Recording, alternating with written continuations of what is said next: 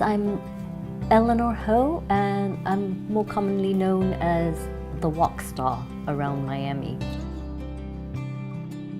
I'm going to make Singapore noodles today.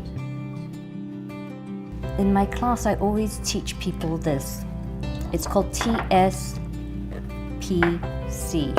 and it's just these 4 seasonings. T stands for tamari, S stands for sherry, P stands for white pepper, and then the cornstarch. It gives your meat a lovely texture when you stir fry, so it's crispy on the outside and the inside will be succulent.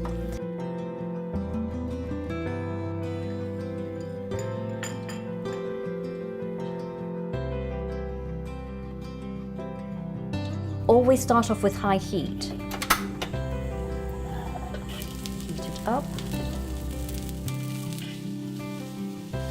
So it's actually the same technique that I show in my cooking class, which is always to fry your vegetables first because it doesn't stick to the wok like meat does. So I'm going to actually add the curry powder on it. Don't overfill your wok.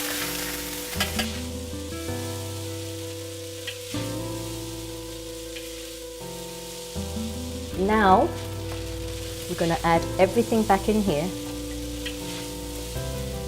Look at that.